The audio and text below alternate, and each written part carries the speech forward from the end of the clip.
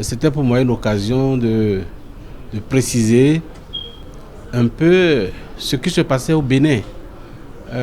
Parce que au niveau des pays amis, des pays frères, beaucoup de questions se posent sur ce qui se passe effectivement.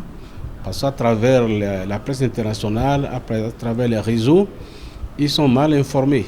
Et c'était une occasion pour quand même une autorité de se rendre, de leur dire effectivement ce qui se passait. C'est ce que j'ai fait en reprécisant les contours, les tenants et les aboutissants du système partisan, des réformes en cours au Bénin et de répondre aussi aux préoccupations de certaines assemblées avec qui j'ai eu quelques entretiens, comme l'Assemblée parlementaire de la francophonie avec le secrétaire général Krabal et d'autres organisations qui voulaient m'entendre parler de ces réformes.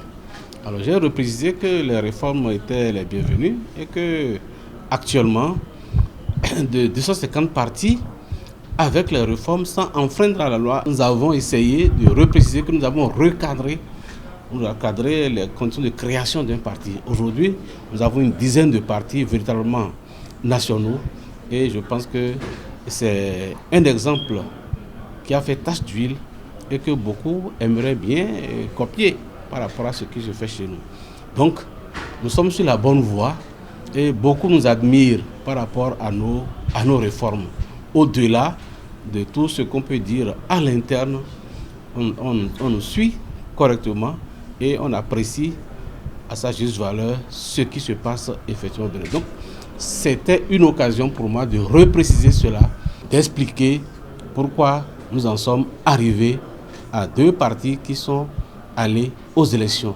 Je pense que ça a été compris et c'était ça l'essentiel de ce qui s'est ajouté au thème prévu par la 141e session.